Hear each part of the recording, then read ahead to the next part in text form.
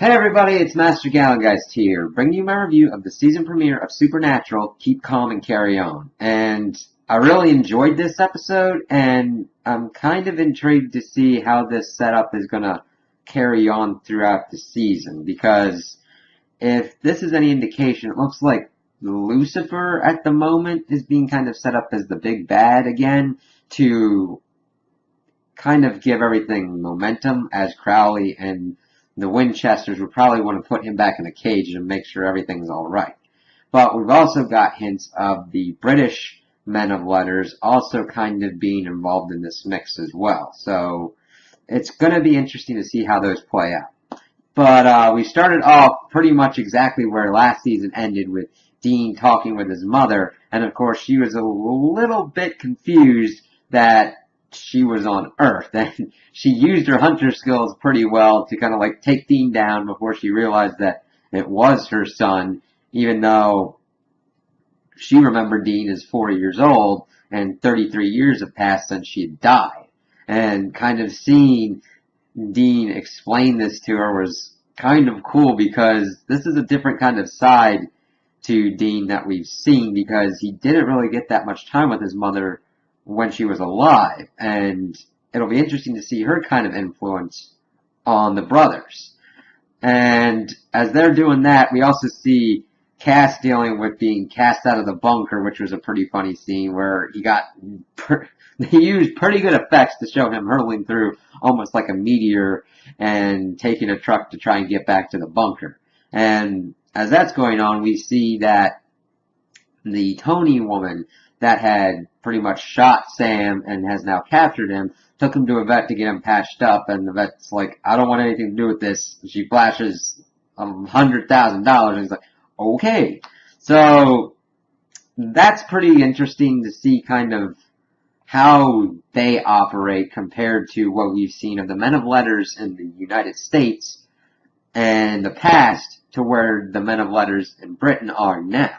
So that kind of sets off the main momentum of what's going on throughout the episode, as Dean and Mary get back to the bunker and they're like, what's going on? What's with all this blood here? So Dean goes to hunt around and everything, and then Cass comes back, and that was pretty cool to kind of see Mary and Cass kind of get into it. Cass is like, who are you? And she's like, stay back. And it's like, whoa, no, that's Cass, Castiel. He's an angel. And she's like, what the crap? And seeing her reactions to everyday stuff that we've got now that she hasn't had, like, that's a computer and everything, and seeing him doing all this stuff, hacking into the traffic cams to kind of find out where this woman would have went. So they kind of start trying to find Sam and everything, and seeing Cass kind of be like the bad cop trying to get the answers, because they find the SUV dude, the driver, and Cass just pretty much goes up on him, where's the woman and everything. It's like, holy crap, calm down, man, calm down. And Dean's like, I gotta, hold on, Cass, just hold on, we got this. And then as they're like on the roadside, and Mary and Cass kind of hitting it off a little bit, because since Mary's been dead and in heaven for 33 years, she's kind of discombobulated, and Cass is like reaching out like, yeah, I've had that kind of reaction when I first came down to Earth, and them kind of getting along was kind of cool, because yeah, Cass gets along with Sam and with other people, but he doesn't usually be the first one to kind of like initiate that kind of interaction, and it's kind of cool to see him grow as that kind of character. Now, we also get sprinkled throughout here, of course, Crowley, because Lucifer being uncaged presents a very big problem for him, since he was pretty much whipped by Lucifer in last season, and now has to kind of figure out how he can get himself back as the king of hell. And he's following these lackeys around, and at first we're looking at the body scene, what's kind of going on, as we figure out that Lucifer is jumping from host to host trying to find a body to contain himself. And they're, of course, trying to get rid of all the evidence and make sure everything's cleaned up. And we had some nice funny moments, especially with one demon explaining how he was in possession of a 14-year-old girl and all the stuff that was going through their mind, and it was just like, holy crap. And then, of course, when Crowley pretty much confronts him trying to figure out where Lucifer is, so that way he can kind of I don't know exactly what his plan was, because there's only certain things that can kill an Archangel, because he still follows the Archangel rules, and that's kind of like the only downside to Crowley's kind of plan, but yet if he finds him, he could probably lock him into something, or make sure he doesn't hop into another vessel. And that's cool to see Crowley kind of back into his King of Hell mode, trying to get back in from the underdog position. Because we'd seen he was kind of complacent as the King of Hell when he was there, but now that he's kind of got a challenge and a rival, it kind of gives him more impetus to do things and get into the nitty gritty that he has to survive.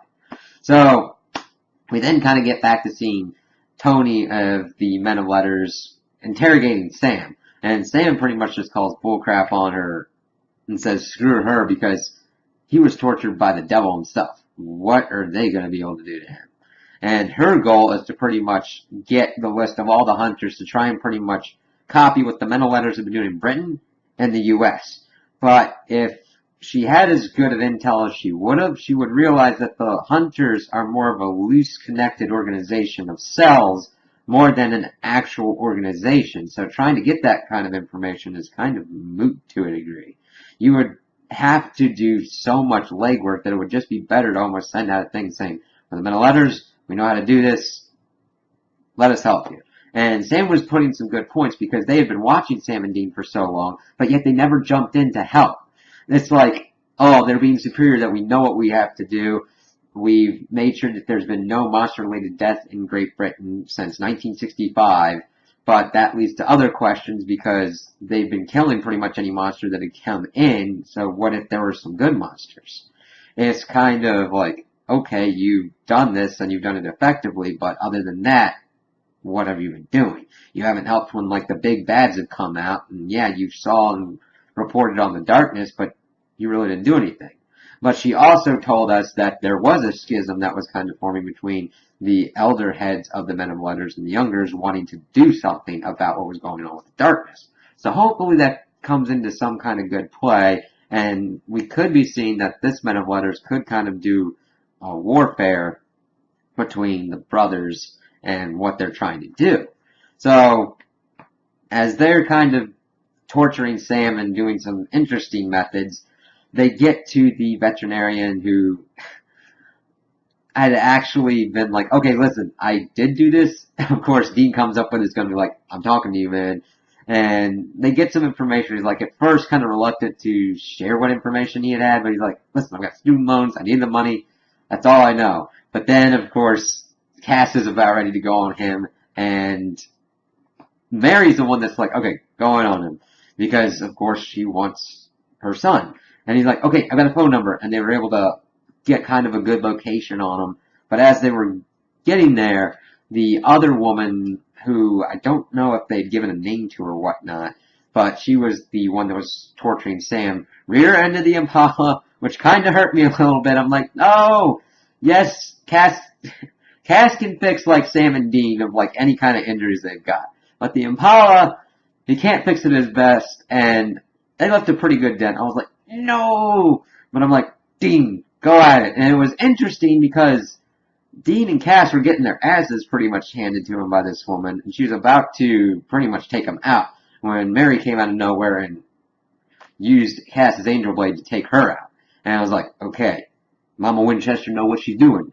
Well, let's see how she figures and uses this stuff later on throughout the season. That's the cool stuff.